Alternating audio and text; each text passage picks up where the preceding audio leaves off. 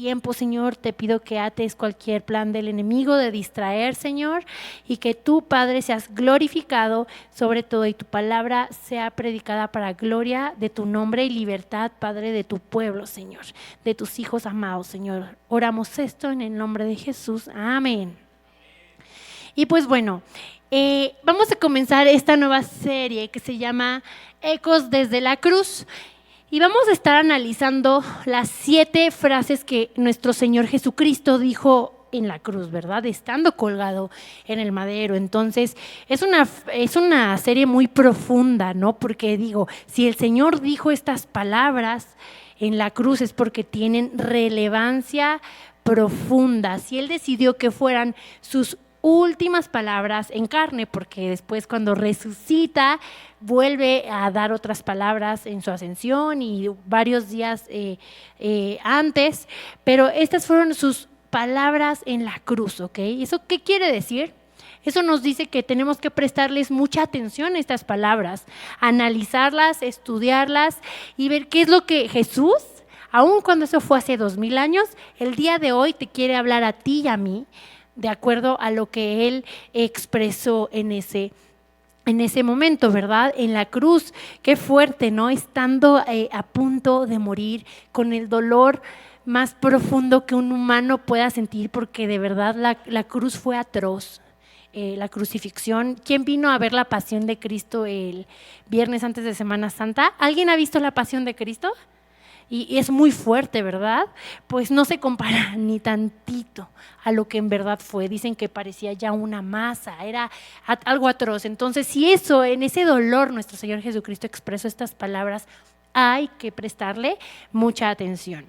Y para analizar estas primeras palabras de lo que va a tratar el día de hoy el mensaje, quiero que me acompañen a Lucas, al Evangelio de Lucas, capítulo 23, versículo 34, ¿ok? Ahí se expresa la primera frase, ¿ok? Lucas 23, si me lo pueden poner en la pantalla también para quien no traiga Biblia, Lucas 23, 34. ¿Listo? ¿Ya están ahí? Súper bien. A ver, nada más voy a cambiar la versión. Yo lo voy a leer en Reina Valera 95, ¿ok? Ok, ya estamos ahí, Lucas 23, 34. Aquí es el mero punto de la crucifixión. Si tú lees la perícopa, que es el titulito, es crucifixión y muerte de Jesús, ¿ok? Dice, Jesús decía, Padre, perdónalos porque no saben lo que hacen. Y repartieron entre sí sus vestidos echando suertes. Pero vamos a centrarnos en lo que dice esta frase. Padre, perdónalos porque no saben lo que hacen, ¿ok? Perdónalos porque no saben lo que hacen. Y así se llama el mensaje del día de hoy, en el cual estudiaremos esta frase tan fuerte en la que lo estaban torturando, y aún en esa dolencia, en ese momento de sufrimiento intenso, porque literalmente fue una cosa terrible, como les digo, atroz, Él pronuncia unas palabras de gracia y misericordia. Perdónalos porque no saben lo que hacen. Y de aquí vamos a basarnos durante todo este mensaje para hablar de qué es lo que el Señor nos está animando a hacer, nos ejemplifica, nos modela que debemos hacer nosotros como sus hijos hoy en día. Estas palabras no fueron pronunciadas en un momento de comodidad, aquí como yo, desde el púlpito, ¿no? Aquí está muy cómodo decirlo. Perdónalos porque no saben lo que hacen aquí en el siglo XXI, donde podemos predicar sin ser perseguidos, sin que nos maten, sin que nos crucifiquen, ¿verdad? No fue en un momento así, fue un momento de máxima agonía. Y Jesús no estaba esperando que las personas que lo estaban crucificando, su propio pueblo y pues los romanos también, se disculparan. Él no estaba esperando que le pidieran perdón por eso, pero Él toma la iniciativa de interceder ante el Padre por ellos, ¿no? Aún cuando el daño que estaba sucediendo era hacia Él. Y a mí me impresiona porque este es Cristo, nuestro modelo de perfección, el cual tenemos que replicar. Pero si tú ves el Antiguo Testamento, también ves un Moisés que el pueblo en la rebelión de Coré quiso ir contra él y él quiso conspirar contra su liderazgo en el desierto, y Coré ya tenía un buen de gente tras de él diciendo: no, es que tú lo haces mal, vamos a gobernar, no queremos que tú gobiernes. Y él no hizo nada. Al contrario, de abalanzarse en contra de ellos, de enojarse, dijo: vamos a dejar que Dios decida esto, traigan incienso mañana. Pero ¿qué creen? El Señor hizo que se abriera la tierra y se comiera pues estos hombres, literal, bueno, los Coré y otros dos, y murieron. Murió esta gente que se rebeló contra él, pero Moisés no hizo nada. Al contrario, él intercedió por el pueblo. Entonces vemos este modelo y vemos a Jesús en su momento de más dolor pidiendo que el Padre los perdone porque no saben lo que hacen. Y la verdad es muy impactante, y no sé si también para ti lo es, porque en nuestra carne, en nuestro hombre natural, no es normal perdonar. No es lo que sale de nuestra naturaleza, al contrario, ¿no? Es lo opuesto a nuestro instinto de supervivencia incluso, ¿no? Nuestra condición humana opera bajo un sistema de justicia retributiva, lo contrario a la justicia restaurativa, sino que aquí hay abogadas. ¡Ja! Así, aquí están mis abogadas, muy bien. ¿Abogados? ¿No? No. Bueno, yo soy hija de abogados y hermana de un abogado, por eso me gustó estudiarlo de esta manera, ¿verdad? Porque te das cuenta cómo hay estos dos tipos de justicia restaurativa y retributiva. Y nuestra carne natural, estamos naturalmente como configurados en la carne a que si tú obraste mal, va a haber un castigo en tu contra, ¿no? Tiene que ser equivalente tu castigo a tu acción.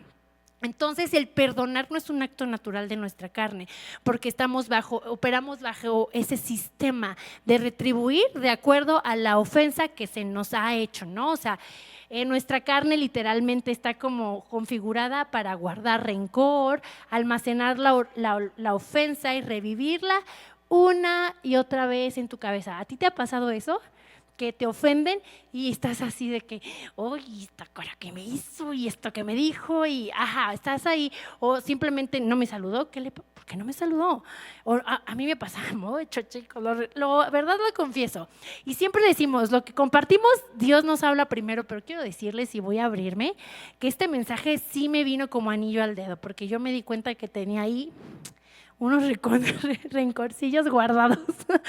Pero el punto es que guardamos rencor por naturaleza, revivimos la imagen de lo que nos hicieron una y otra vez, ¿ok?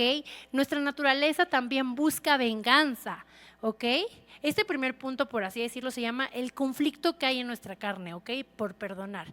¿Por qué hay un conflicto en nuestra carne? Por este sistema en el que operamos, ¿no? Guardamos rencor, buscamos venganza.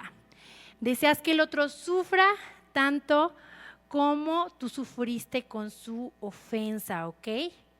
Usas y manipulas incluso con la ofensa, utilizas la herida que sufriste como una moneda de cambio, una herramienta de control de que, o sea, tu venganza puede ver como que tú me hiciste, ahora yo te hago, ¿no? Porque tenemos que estar 50-50, aquí tenemos que estar 50-50, ¿no? Eso es nuestra forma de obrar. Por ejemplo, Chava y yo, ahorita que nos casamos, salió mucho a la luz que somos bien justicieros los dos, de que, a ver, si yo hago esto, tú haces lo otro, ¿eh? Así de que si yo limpio la popó de nuestra perrita, tú entonces vas y trapeas. Entonces es de que somos bien de que esto es bien 50-50, pero pues no debe ser así. ¿Verdad, amor? ¿Confirmas? Salió a la luz que somos ultra justicias los dos, porque yo ya sabía un poco de mí, pero en mi casa yo oprimía a mi hermano, me di cuenta, porque él hacía todo lo que yo le decía. Y literalmente Chava sí me dice, ok, yo hago esto, tú haces esto, y yo le digo, mira, yo ya hice esto, entonces tú haces esto. Estamos bien bien loquitos. Tenemos que sanar. Pero el punto es que es parte de esta naturaleza de la justicia retributiva y de ser como, pues así, ¿no? O sea, queremos que todo sea justo.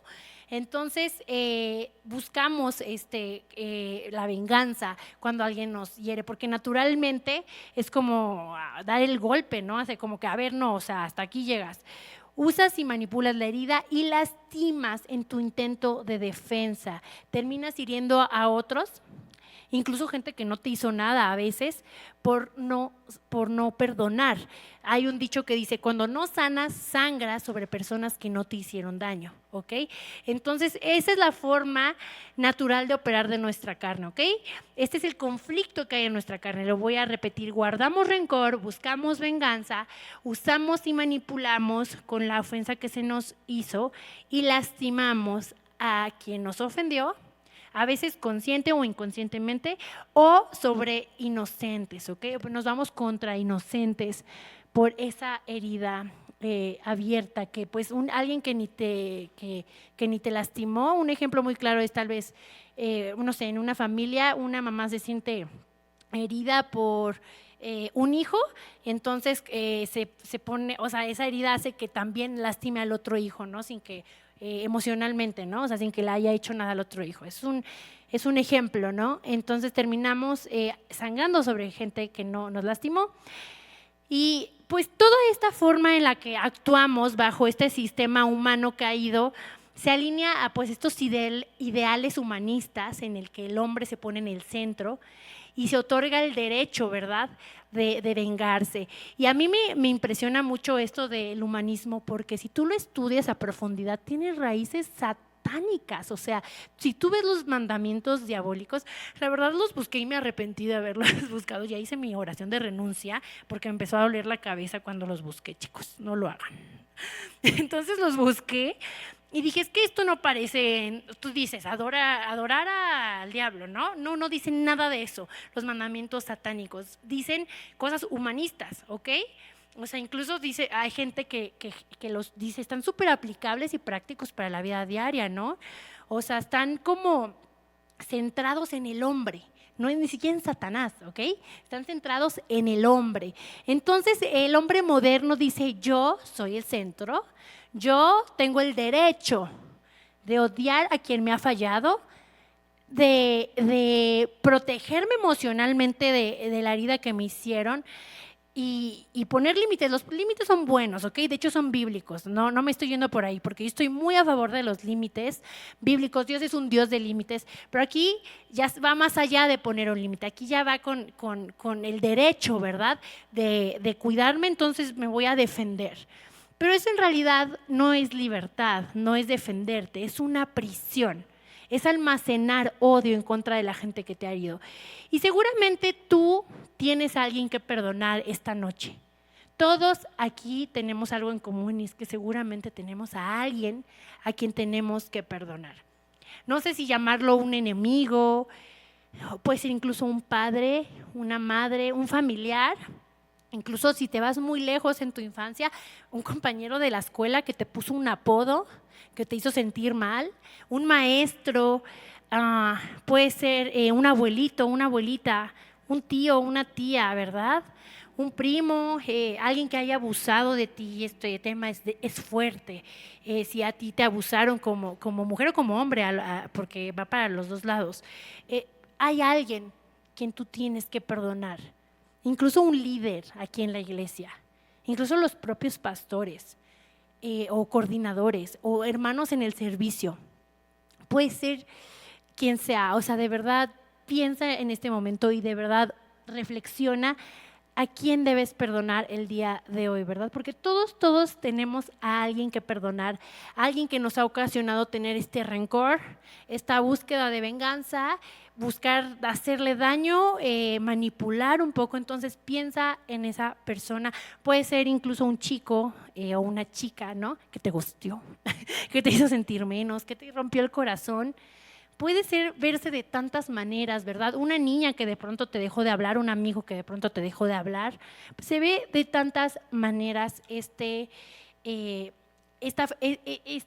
dolor en el corazón, ¿no? Y yo soy la primera, de verdad, en reconocer que yo tenía tengo, porque eso es diario, o sea, mucha gente que perdonar, porque luego perdonas, pero luego vuelves a acordar, a ver esa grabación en tu cabeza de, pero me hizo esto, y te vuelves a enojar y vuelves a tener que perdonar. Entonces, algo aquí tenemos en común todos, y es que tenemos a alguien a quien perdonar, ¿ok?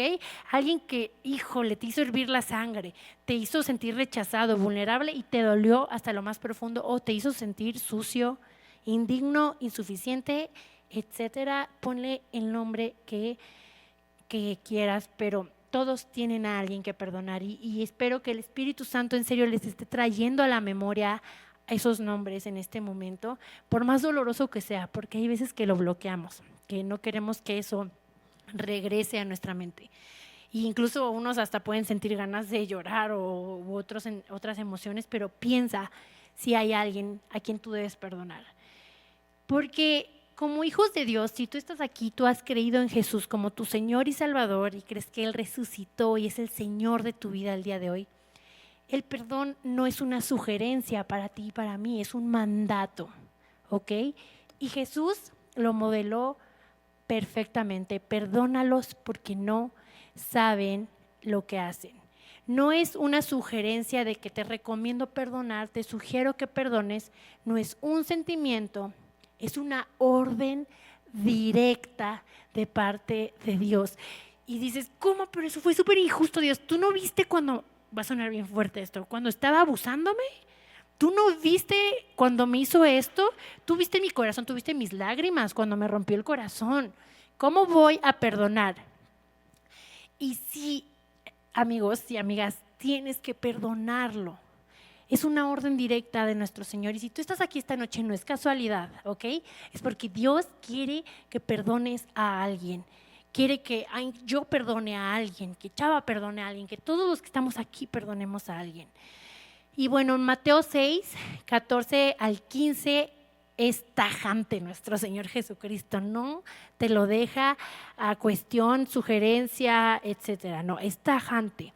Dice Mateo 6, 14 al 15, porque si perdonáis a los hombres sus ofensas, os perdonará también a vosotros vuestro Padre Celestial.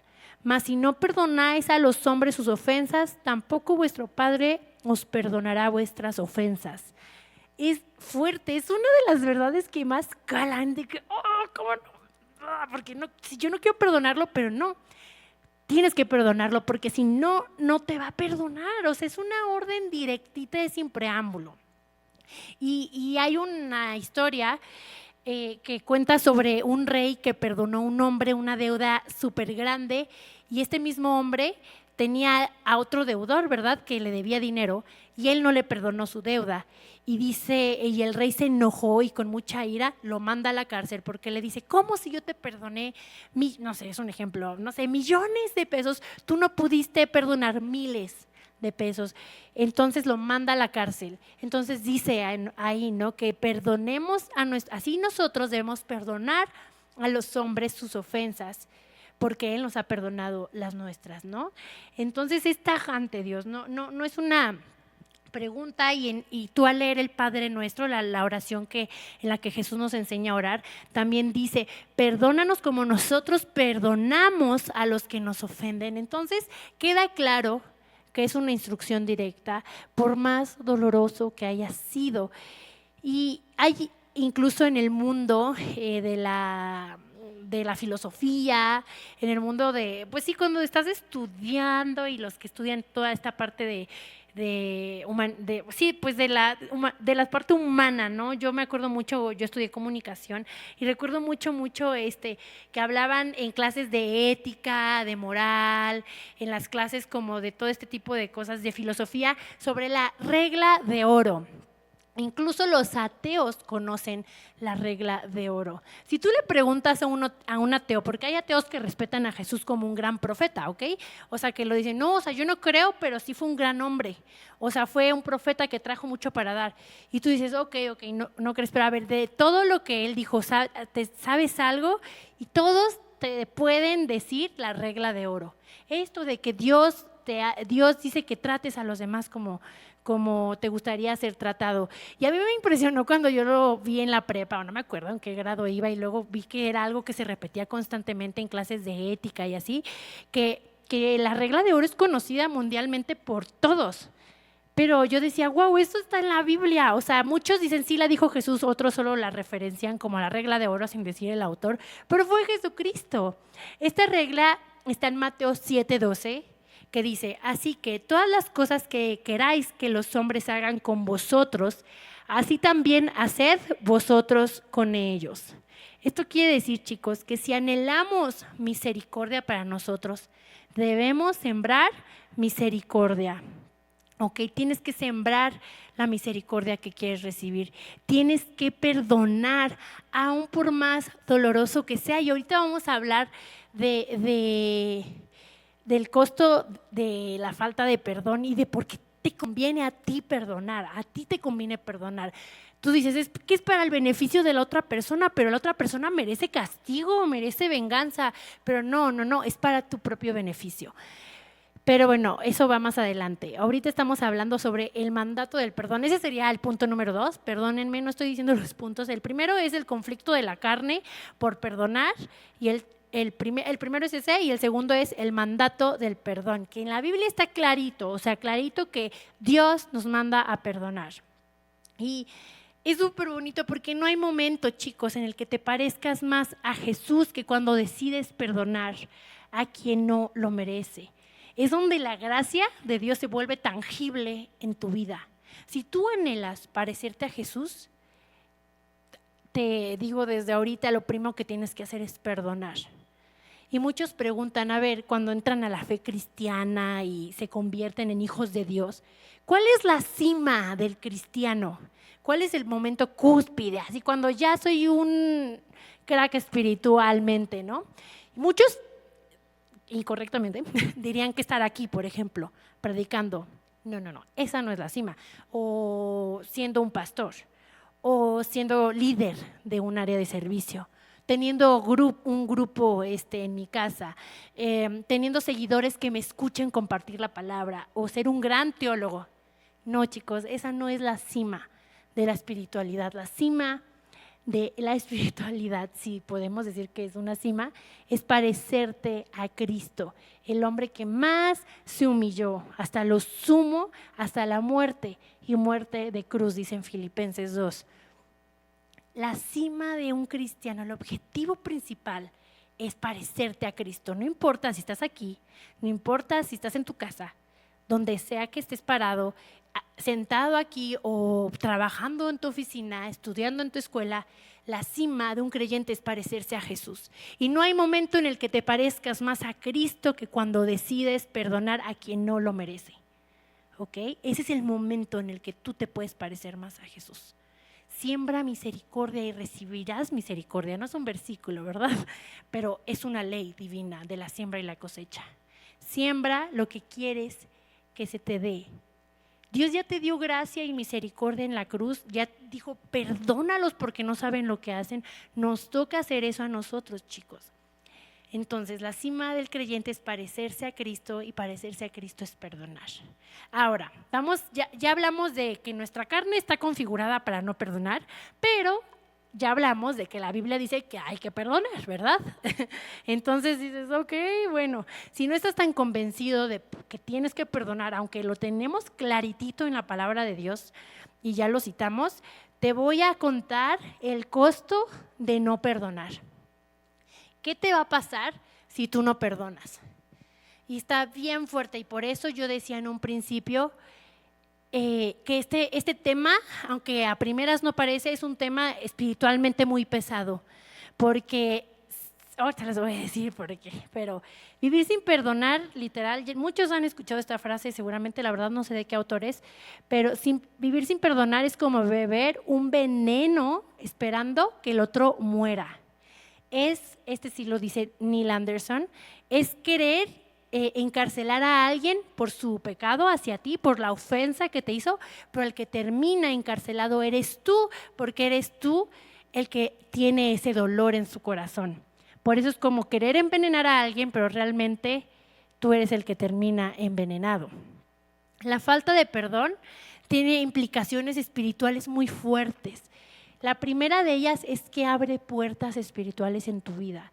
Le cedes al enemigo un espacio para que tome lugar en tu vida. Por eso Dios nos manda a perdonar, porque si tú almacenas ira en tu corazón contra alguien, el enemigo se va a meter por esa rendija y va a empezar a maquinar en tu mente pensamientos que vas a estar masticando de rencor, de odio, y eso no te va a permitir vivir la vida a la cual Dios te está llamando a vivir en libertad, gozo, con el fruto de su Espíritu Santo, que es amor, paz, paciencia, benignidad, templanza, mansedumbre. No vas a poder vivir nada de esto, porque espiritualmente vas a estar atado. De verdad, yo desconocía la profundidad de lo que implica espiritualmente la falta de perdón, pero le abre la puerta a Satanás de par en par en tu vida. Y es bien peligrosa porque es sutil, no es como si tú ves una película de terror que es muy obvio que estás abriendo una puerta. O que si escuchas a Bad Bunny, porque sí, Bad Bunny abre puertas, chicos. O que si estás viendo contenido que no debes ver, ¿no? De triple X.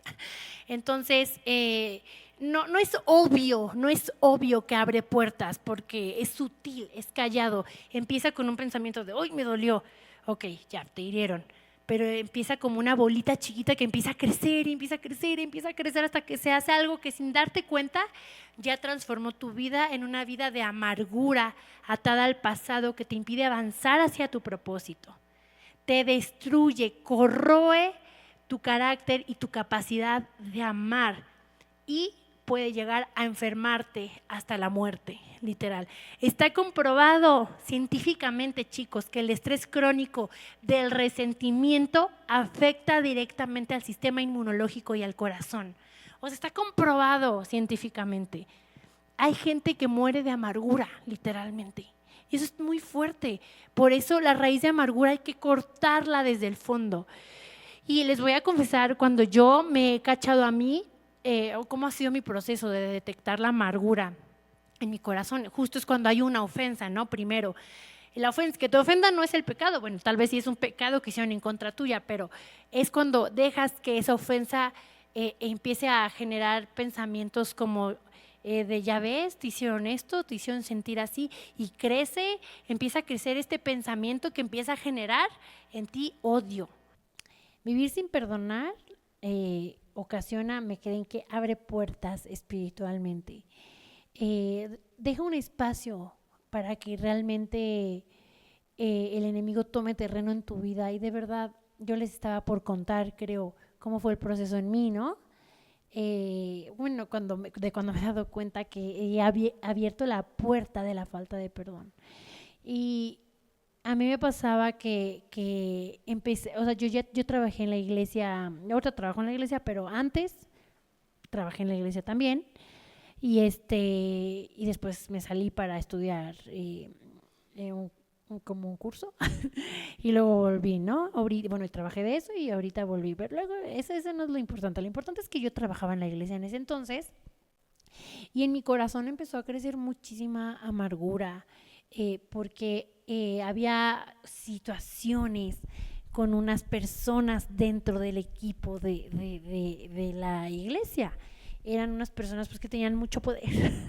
Entonces, hacían cosas que no eran correctas delante de Dios. Y yo me acuerdo que, y cosas contra mí incluso. Entonces, esas personas ya no están en la iglesia, Dios las quitó, ¿verdad? Porque Dios tiene cuidado de su iglesia. Pero yo me acuerdo que yo sufrí mucho, o sea, yo sufrí rechazo de estas personas y ataques constantes, pleitos. De hecho, con una persona que era un señor, una vez tuve un enfrentamiento así de que, a ver, o sea, así de que hacía el tú por tú y él era un señor. Entonces, generaba en mí mucha frustración porque yo no veía congruencia de que él era cristiano. O sea, esta familia, bueno, esas personas eran cristianas, pero no actuaban como hijos de Dios. Entonces a mí me generaba mucho conflicto y empecé a amargarme profundamente en mi servicio a Dios, porque empecé a ver cosas que no tenía, bueno, que las cuales Dios me permitió ver que no sucedían, que eran correctas. Les digo, Dios se llevó a estas personas de la iglesia porque no actuaban de la manera correcta, pero empecé mi carácter incluso con ellos empezó a ser como rudo y empecé a poner límites sanos. Claro, hay que poner límites, los límites son de Dios, pero yo ya empecé a hacerlo con amargura.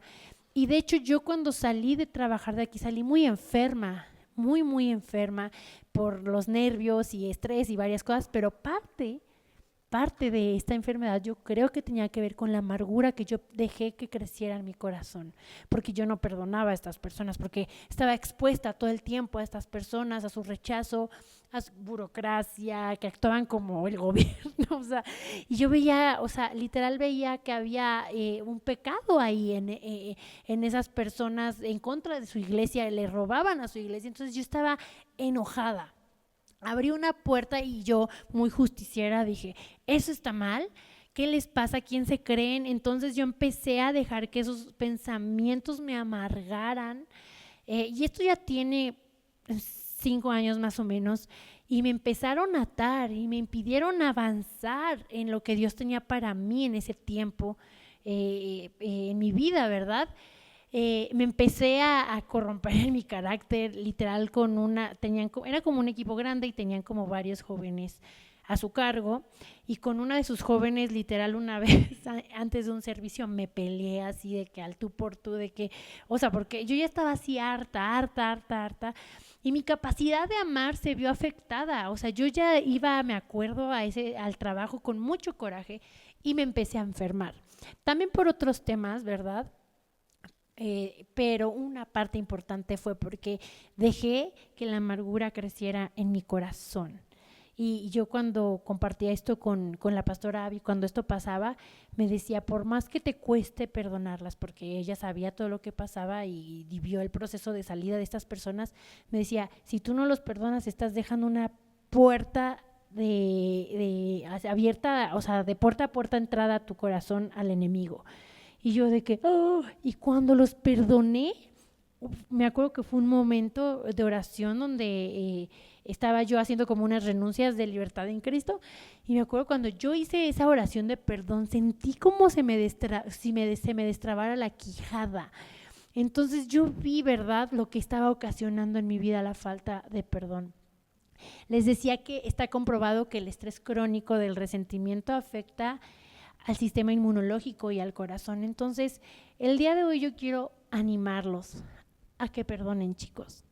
Yo no sé qué persona traen atravesada, qué herida tienen abierta, qué abuso sufrieron, qué traición sufrieron o qué corazón roto traen cargando, pero Dios nos manda a perdonar. Y hay una frase de Itiel Arroyo que me encanta, que es, perdonar te va a costar muchísimo.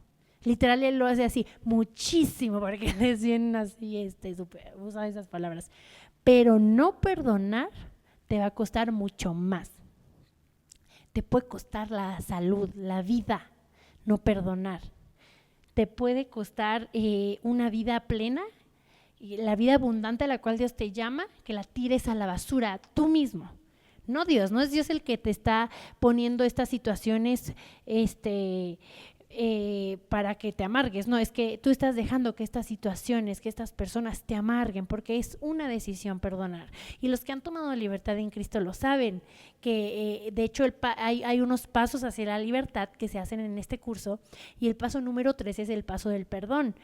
Y ahí dice que no es un sentimiento, es una decisión. Y de verdad, chicos, yo he dirigido estos pasos y el paso del perdón es el de los más pesados espiritualmente. Es el más lento, el más cansado, y en donde empieza a dar un buen de sueño el paso del perdón. Los he dado varias veces con jóvenes, unas 3 veces, y con personas solita, y yo los he hecho, y en todas las ocasiones este paso es el más difícil, porque cuando lo brincas los pasos se te van como agua. Bueno, no sé si confirman aquí los facilitadores o los que han hecho los pasos. Después de este paso, digo, hay cosas que atender todavía en los otros pasos, pero cuando tú decides perdonar, algo se desbloquea en el mundo espiritual. Entonces, Dios quiere que tú perdones, ¿ok? ¿Te va a costar mucho? Sí. Va a requerir que sacrifiques tu orgullo, tu derecho de venganza y de justicia propia. Pero no perdonar te va a costar mucho más. Te puede costar tu salud, tu libertad espiritual, tu comunión con Dios. El perdón no libera al ofensor de sus responsabilidades ante Dios. Dios se encarga de la justicia. Y esto es una esperanza que debes tener. Dios se encarga de la justicia. Yo no hice nada en contra de estas personas.